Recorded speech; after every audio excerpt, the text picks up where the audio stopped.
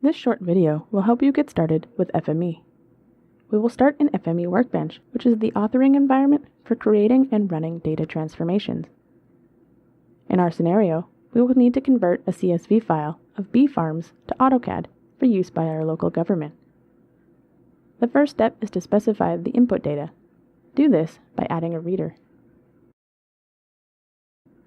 Just browse to the dataset you want to transform.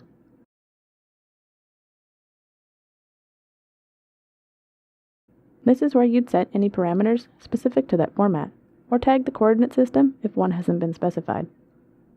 In this case, we will tag the CSV data as LL84. The next step in our workflow is to add a transformer. A transformer modifies the content and structure of the input data, and we can chain together as many as we need to get the output data the way we want it.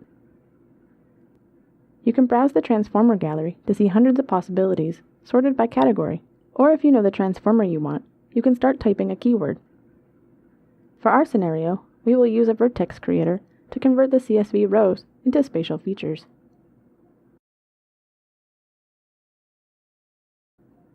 Double-click to open the transformer parameters and set the X and Y values to lat-long attributes.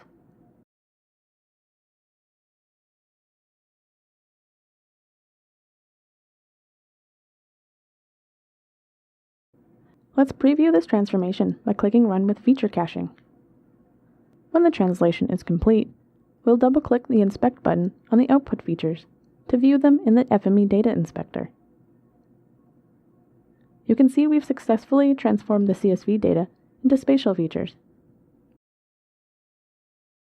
Clicking on a point shows its attribute information.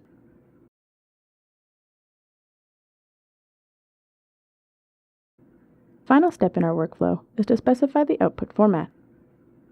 This means adding a writer. Set the output format you want, then type or browse to your desired output location. As with the reader, you can specify parameters specific to the destination format. We'll click OK, and you can see the definition of our CSV file has been copied to the destination AutoCAD setup.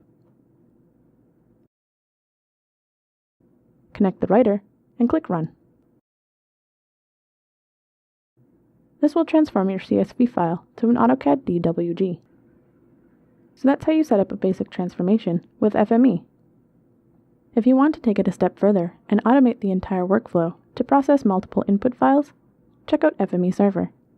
For free tutorials, training, webinars, and other resources, visit safe.com.